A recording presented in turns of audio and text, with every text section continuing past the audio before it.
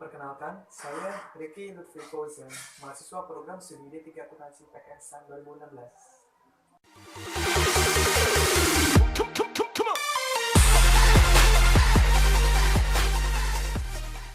Kalau kalian dengar kata UMKM, apa sih yang ada dalam benak kalian? Apakah itu bisnis rumahan kecil? Atau bisnis yang diproduksi sendiri? Atau handmade dengan jumlah karyawan yang kecil? Nah, kalau jawaban tersebut muncul dalam benak kalian, selamat, kalian benar. UMKM merupakan singkatan dari usaha mikro, kecil, dan menengah. Usaha kerakyatan yang saat ini mendapat perhatian dan keistimewaan yang diamanatkan oleh undang-undang. Antara lain, bantuan kredit usaha dengan menengah, kemudahan persyaratan izin usaha, bantuan pengembangan usaha dari lembaga pemerintah, serta beberapa kemudahan lainnya. Namun, kemudahan itu harus ditopang dengan mekanisme yang baik dalam melaksanakan UMKM itu sendiri. Contohnya, proses akuntansi yang memadai. Hal inilah yang akan menjadi topik bahasan kita kali ini, mengenai bagaimana UMKM tersebut menyusun laporan keuangannya. Saya sudah melakukan survei ke salah satu usaha UMKM di Jalan Ceger, Bintaro. Mari kita simak videonya. Namanya siapa dulu? Assalamualaikum, nama saya Nandan Riyadi. Ya. Kalau boleh tahu usahanya itu di bidang apa ya atau usahanya? Bubur ayam, ya kuliner mas. Ya. Bubur ayam Cirebon jelasnya, tapi banyak orang yang manggilnya bubur ayam setan gitu.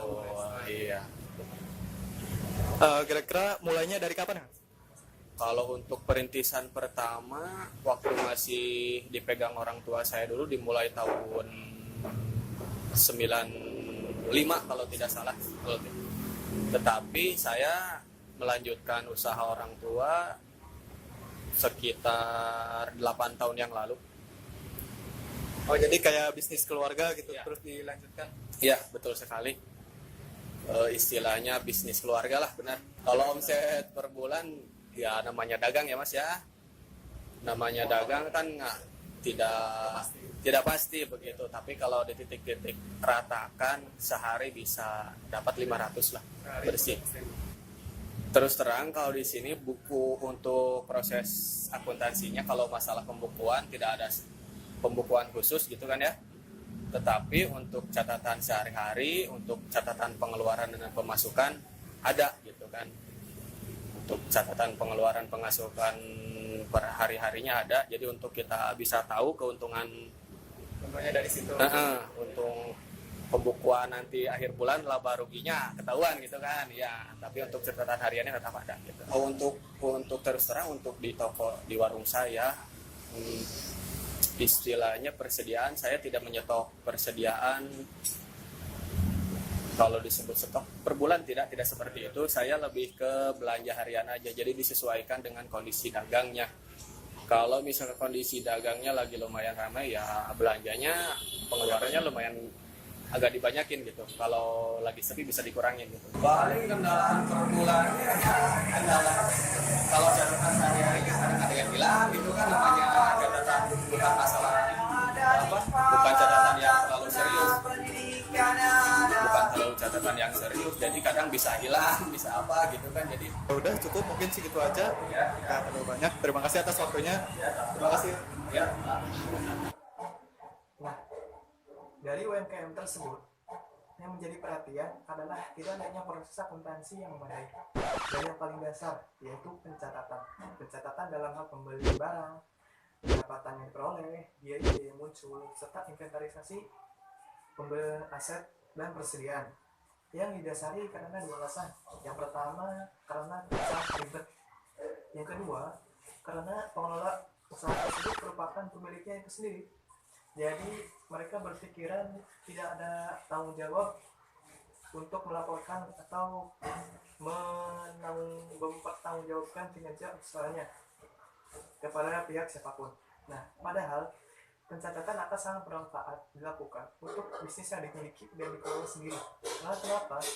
Karena dengan catatan kita akan mengetahui apa sih yang bagian mana sih yang digunakan untuk operasi perusahaan, bagian mana yang digunakan untuk keperluan pribadi. Nah, ketika pendapatan hanya diketahui dengan sisa kas, akan sangat sulit untuk mana yang harus ditingkatkan atau bagian mana yang harus dikurangi, sehingga biaya penjualan efektif, efisien, serta dengan penjualan yang maksimal. Nah, terlebih ketika usaha berkembang dan memerlukan modal yang cukup, sehingga kita harus melakukan pinjaman. Nah, akan sangat sulit bank atau sumber lain menerima jika tidak ada laporan keuangan yang dilampirkan. Sehingga saya sendiri menyarankan untuk usaha tersebut, jika kedepannya ini lebih maju, harus melakukan pencatatan dari hal-hal yang sangat sederhana. Terima kasih. Yang pertama itu asik dan enjoy. Suasana kelas yang benar-benar saya baru rasakan, dan proses belajar mengajar yang benar-benar baru saya rasakan, menjadikan mahasiswa itu lebih merasa fleksibel dan lebih enjoy, santai, sehingga materi pun lebih mudah diserap karena bentuknya itu secara berkelompok. Selanjutnya yang kedua itu semakin termotivasi karena kuis yang diadakan membuat saya lebih mempersiapkan diri untuk kuis tersebut dengan belajar beberapa kalinya atau mempersiapkan apa yang akan diajarkan pada pertemuan berikutnya.